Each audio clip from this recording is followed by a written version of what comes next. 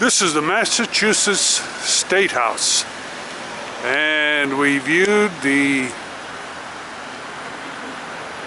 164 member House of Representatives and the 49 member Senate.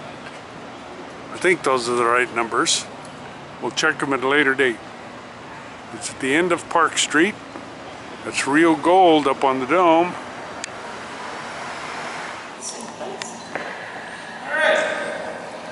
Welcome to the Great Old Flags. I've walked you through 200-year-old parts of the building. I've walked you through 100-year-old parts of the building. This room is 25 years old. It was built in 1990. It was built specifically to host events, functions, that sort of thing. We host blood drives, dinners, fundraisers, all sorts of things in this room. Originally, the first 100 years of its existence, this was an indoor courtyard. Greenery down the center, no roof. Certainly no flags. But when they decided to remodel it, they took out greenery, put a roof on it, and then they put down the marble. They tried to use it originally as it was, but they found out very quickly that the echo in here is atrocious. So, when they first set up a microphone up there, you got something akin to a wall of physical sound. Couldn't hear a thing, and, well, I wouldn't want to have your hearing. It's like going to a rock concert, I imagine. Now, one of the things to solve this problem, they put up the flags. Flags of the 351 towns and cities of Massachusetts in this room. 351 towns and cities. These flags honored those towns and cities in Massachusetts, but they also dampened the noise. Nice cloth damper. Now, we have the earliest town in Massachusetts right here. White flag, green border. That's the Plymouth flag, incorporated in 1620. They get slowly and slowly younger as they go down this way. Is anyone here from Massachusetts? No? Okay. Boston's is the fourth flag right over here. That was founded in 1630. But they get younger and younger and younger from 1620 all the way up to this back corner. They go in a clockwise motion, slowly getting younger until you get that back corner right there. That back corner is the youngest town in Massachusetts, East Brookfield, incorporated in 1920. It says something about how old Massachusetts is when our town, our youngest town, is older than about 13 U.S. states. What about this rod that has no flag? Good question. We have enough rods for 351 towns and cities. We do not have all of their flags. Sometimes you get small towns, especially out in Western Mass, that don't have a flag as their immediate priority. You've got a couple thousand people in town, it's not your immediate priority to make a nice fancy flag. So, if and when they should make their flag and send it in to us, we'll happily put it up. There's a pole reserved for every town and city, but not everyone has given us a flag. Most of them have. But right next to East Brookfield, on the up corner, there's 3 empty poles in a row. Right. Those are for any towns or cities we might need to add. Just in case. Just in case. We haven't done it in a century, so I'm not holding my breath, but it's always good to be prepared. Might have to remodel half the room. Does anyone have any questions? Now, how they work it in here is, do you see on the desks right below us, there's a little box with 4 buttons on it. Green for yes, red for no, white for pass, and black to call page. If you look on the left and right sides of the dais, you will see 2 black boards with all the names of the representatives lit up. This is so that they can count the vote easily, but also to know which representative is voting what. These are not secret ballots. They can't be secret ballots. So, and everyone is entitled to know exactly who and what the representative is voting for. They're initially allowed that by, of course, the balcony right behind you, which is always open to the public during House sessions. But more recently, we've added cameras, which live cast every House session via the internet on mass.gov. Now, What is the constitution currently between the parties? there are currently 125 Democrats and 35 Republicans, Wow. more than a three-quarters majority. Oh, well, my, yes. The Senate, which comprises 40 senators, has a majority of 34 Democrats to 6 Republicans. Right. Okay. Last year, it was 36 Democrats to 4 Republicans. The beginning. Not been much, but the beginning. And we currently have a Republican governor. Massachusetts. Really? Yeah. That's unusual. Not really. Most of my life that I've lived in Massachusetts, we've had Republican governors here. The last, I The think, democratic houses. yep, pretty constantly actually. Yeah, we're a bit of an odd duck actually, because I think 4 out of the last 5 governors have been Republican. It's a weird thing, but it is what it is. Now, this room was put in here 120 years ago, and the House has been meeting here ever since.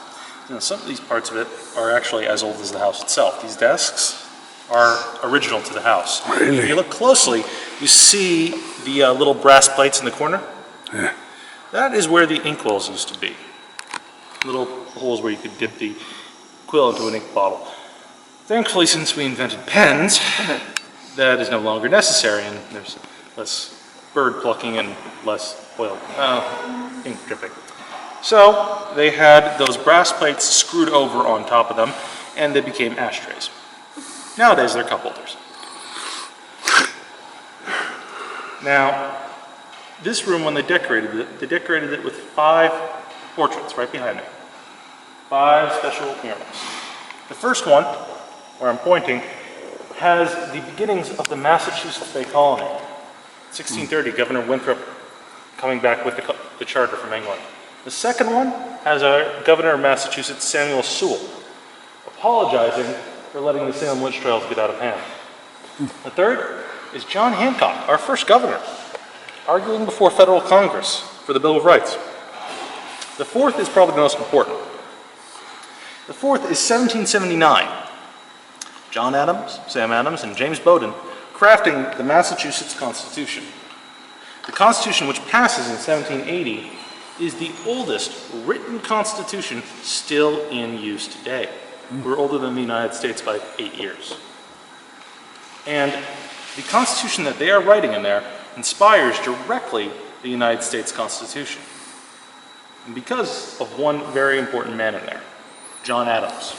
John Adams was the 2nd president of the United States. He was also a lawyer by trade, and a very good one. When time came to write the United States Constitution, they went to John Adams, and he polished it.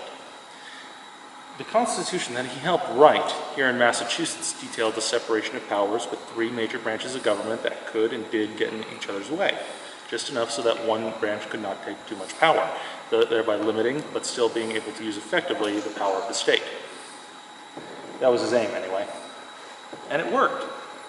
It worked so effectively that parts of the United States Constitution are transcribed word for word from the original Massachusetts Constitution. The way the governments of Massachusetts and the United States governments work, especially used to have the legislature and the executive branch interact, are almost identical. Same author. And it's really quite something to imagine that John Adams was somehow able to create a system of government that is still working today. Altered and changed a little bit, but the effective system is still working. Sorry. It's something to say. Imagine writing a system of rules that does not change all that much for 200 years, and it still works. That's an undertaking. Do you have 4-year terms? Huh? 2. 2. Every representative has a 2-year term, much like in the federal House of Representatives. But unlike the federal Senate, every senator has a 2-year term. All right. In the federal Senate, the one down in D.C., they have 6-year terms. But here, everyone is re-elected every 2 years. The governor, every 4. Now,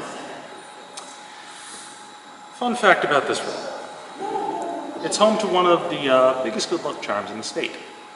You can look right behind you, right above the clock, you'll see a fish. Has everyone seen a fish? Mm-hmm. That is the Massachusetts sacred cod. And that thing is older than the United States Constitution. It was a gift from Jonathan Rowe, a wealthy merchant of Boston, in 1784. He gave it to the representatives then at the old State House to remind them of men like him, fishermen who were bringing in food to Boston, who were feeding the city. They wanted to remember them while they're making that kind of legislation.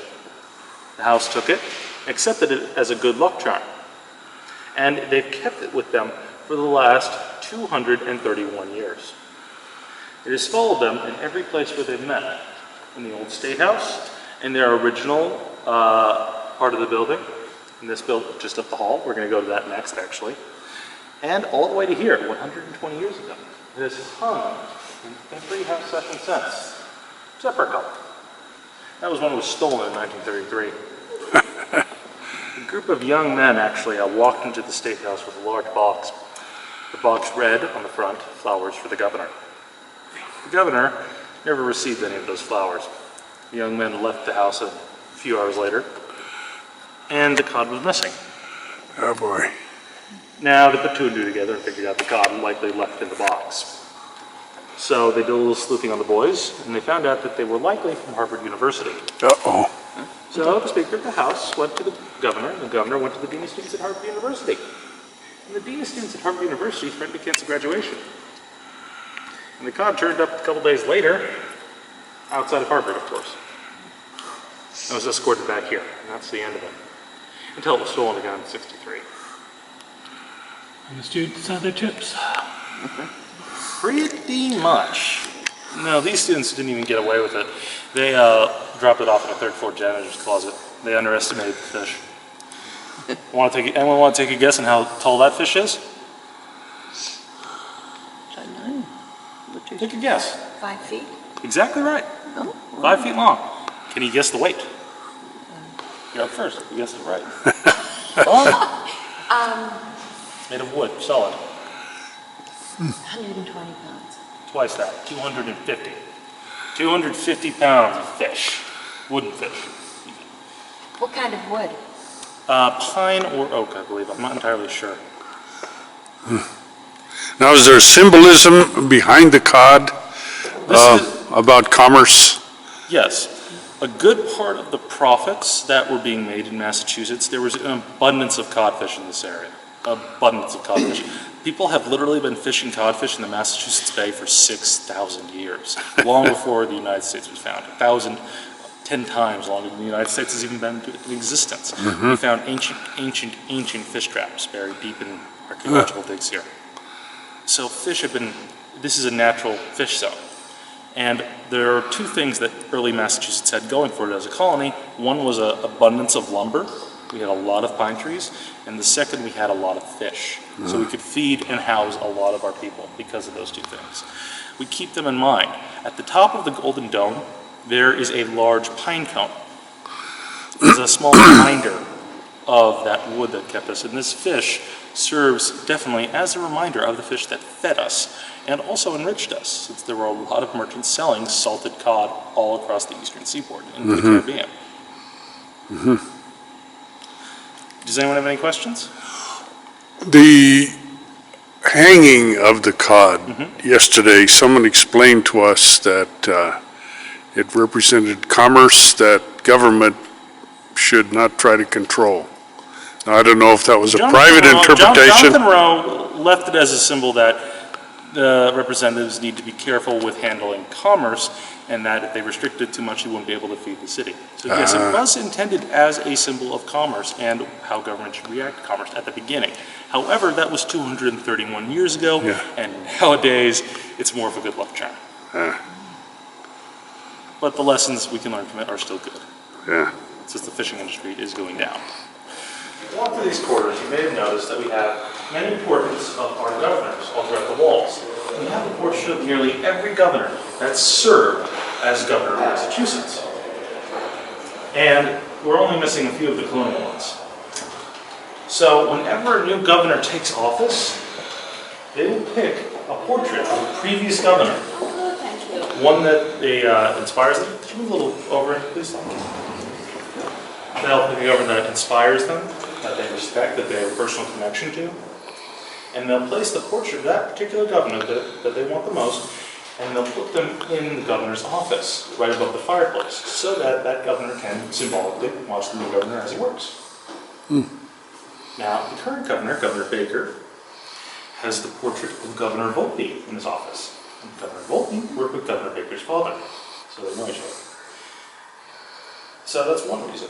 The second one, another one, Governor Deval Patrick, right behind you, that gentleman right there put the portrait of Governor John Andrew in his office. Governor Andrew was the governor during the American Civil War, and he was noted for being a very, very diehard abolitionist, anti-slavery advocate.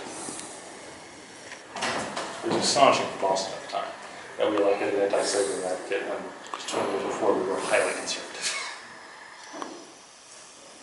It's a bit, we call it a revelation. So, the reasons why we pick a portrait are very, very different. And these portraits are done in a variety of different styles. You can see this one right here is unique. Our former governor, Mitt Romney, he put a portrait of his wife inside the portrait. That's the only portrait with two individuals in it. Another that's unique is one more recent. This one is the Governor William Well.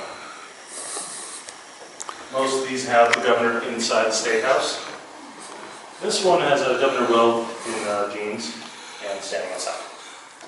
A little bit different. All right. Does anyone have any questions for the governor's lobby?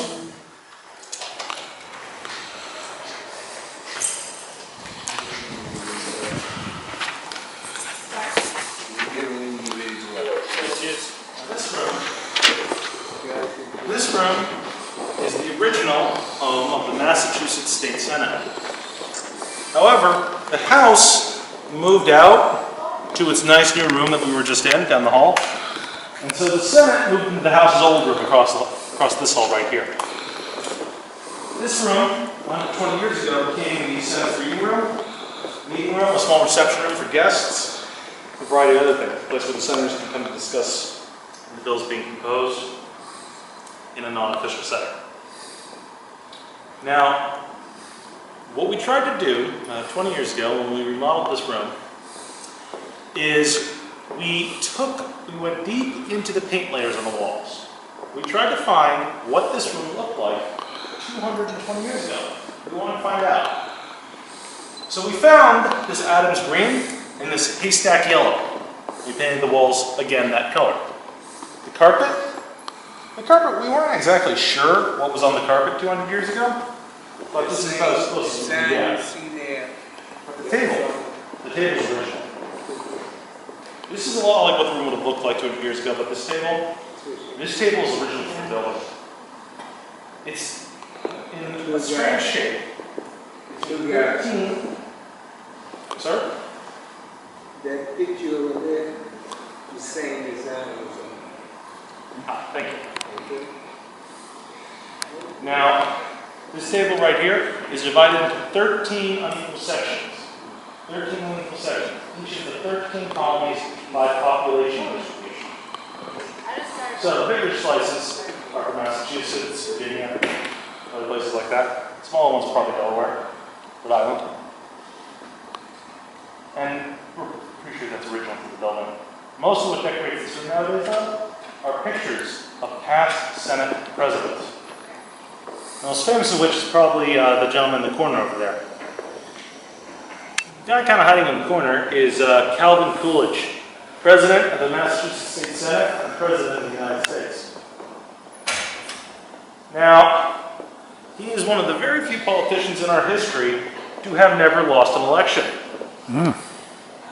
He went all the way up from local politics to state representative, to state senator, to president of the Senate, to governor, to federal representative, to federal senator, to vice president, to president of the United States. He went all the way up the political ladder, rung by rung. Never lost much doing it. Good job. And the second most famous is that gentleman right over there. That fine fellow is Horace Mann. Horace Mann, we consider the father of modern public education in the United States. 2 centuries ago, Horace Mann traveled throughout Europe. What he found in Europe was an idea for a state-run educational system by which the state ensures that every child within their borders is allowed a publicly sponsored education, and they will receive education up to a certain point. This Horace Mann thought was a great idea, as it was able to produce a more effective, intelligent, and well-learned populace that could do more, react better, and essentially do more things. So we thought this was a great idea. Let the state sponsor the education. The state be responsible for it up to a certain point. And he pushed it through in the Massachusetts legislature. He met with some resistance from the farming communities especially, but it passed. And every child in Massachusetts owes their publicly sponsored education to that man. Now, it was such an effective idea, this state-sponsored public education, it spread to New York, and from New York to the rest of the country. So, I like telling school children when I bring them up here, you like going to school 5 days a week? Here's what you have to think, for better or for worse. Back early, when this place was still being built, when the sculpture was still being done, you had an argument raging in the United States. The argument was, what should be the national bird of the United States? Many people were supportive of an eagle. They're strong, majestic, looks great on a quarter, lots of history behind them. But other people, led by Benjamin Franklin no less, were arguing that the national bird should be a turkey because they're plentiful, industrious, and they taste delicious. So the sculptor, not knowing who was going to win that particular struggle, hedged his bets. And this is what happens when you take an eagle and you take a turkey and you Teagle. That's the official name of it. Teagle. Teagle. We call it the Teagle. Strange fusion of both. The only one in the world. Perhaps the best. Alright. We're going to cross this way into the Massachusetts State Senate.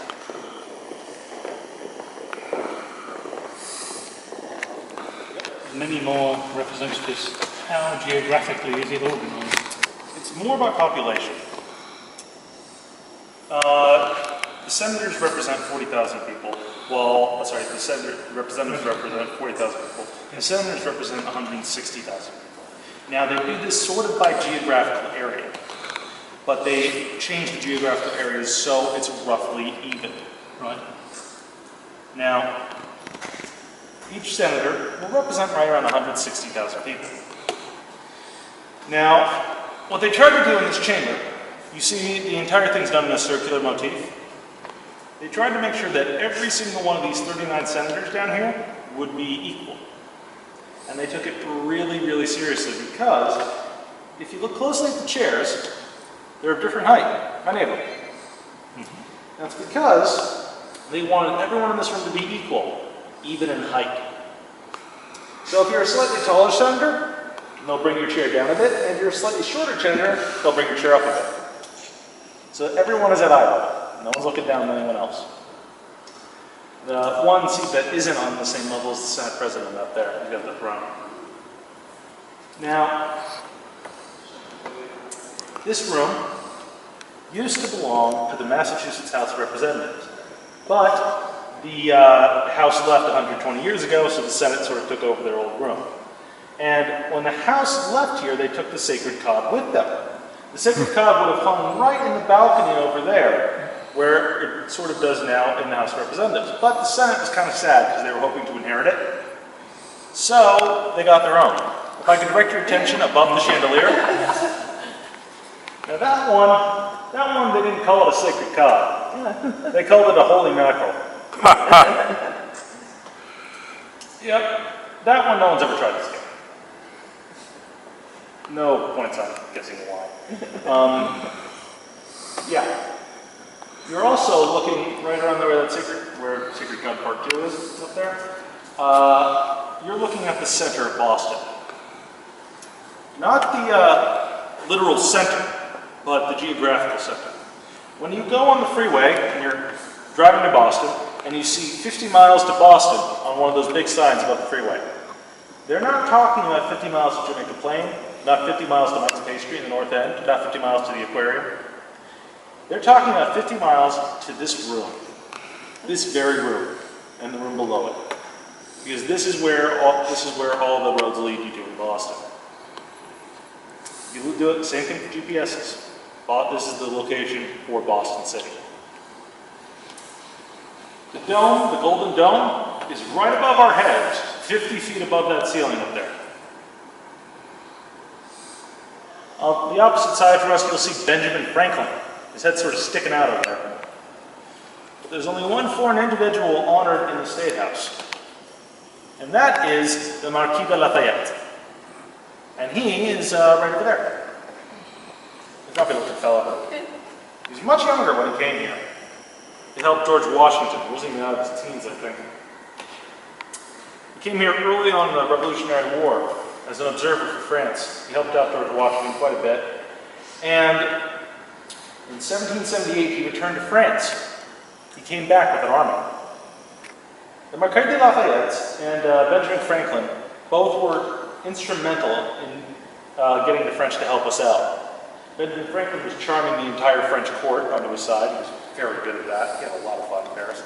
And the Marquis de Lafayette was the France's official observer. Between the two of them, they managed to convince the French king to send an army and a navy to help support us in our war against Britain. That army and navy cut off the British retreat. And without that army and navy, we would likely not have won the war when we did. That man is Charles Sumner. Charles Sumner was never elected to office for this room. He never served in the State House. But he was a politician from Massachusetts till he died. Charles Sumner was our federally elected representative to the Senate, one of our two senators. And in 1854, a few years before the Civil War, he gave one of the most important speeches against slavery in the history of the Senate. He went on for hours on the evils of slavery and how those who practiced it would be the death of America, pretty much. And he didn't make many friends in the South from that. 2 days later, he was in the federal Senate down in D.C. The representative from South Carolina, a man named Preston Brooks, walked up to Charles Sumner in the middle of the Senate rotunda down in D.C.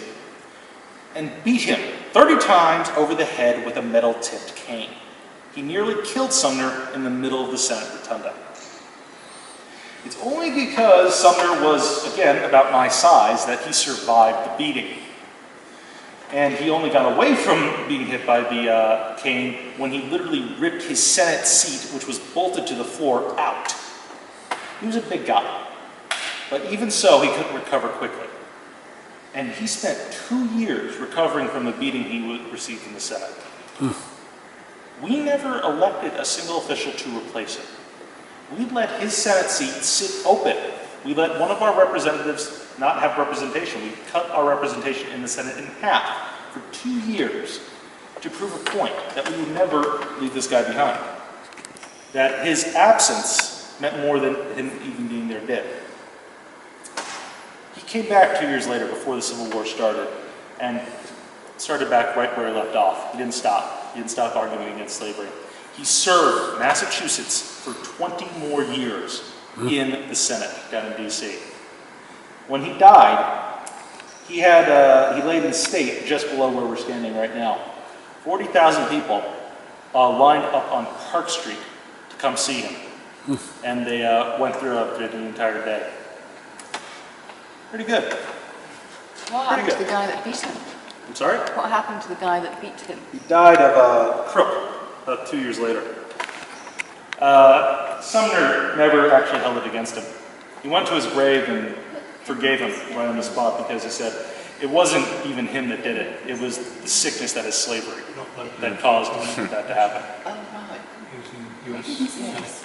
The three nurses it's named more specifically for are Clara Barton from Lowell, Mass. She was the founder of the American Red Cross. The second, Louisa May Alcott, a famous author. She wrote a book called Hospital Sketches, detailing her experiences as a medic during the Civil War. She lived down the street. And the third woman who this hall is especially named after is Dorothea Dix. And Dorothea Dix was the superintendent of all nurses during the American Civil War. She was from Lawrence. All right. Are there any more questions before we head to the last stop? All right. And Dorothea Dix, again, she was superintendent of nurses during the American Civil War. But before that, she was one of the first main advocates for mental health and mental illness. Now, when you had, back when she was 200 years ago, if you had a mental disability or mental illness, if you weren't being able to be cared for by your family, you'd be just thrown in prison. She wanted to change that idea, and she developed systems where they had treatment centers to be able to treat those with mental disabilities in order so they could live better lives or be less dangerous to themselves and others in the worst case scenarios. This was called the asylum system. And while that didn't work out in the long run, it was one of the first big steps on helping treat mental disabilities and illnesses. If you'd like to hear more about these ladies, there's a pamphlet right over there that gives you all the details that you could possibly want. I'd be over hours on this jazz. But that is pretty much the end of my tour. Thank you all so much for coming to the Steakhouse today. I hope you had a wonderful time. If you have any more questions, just stop by the desk and I'll answer whatever questions you have.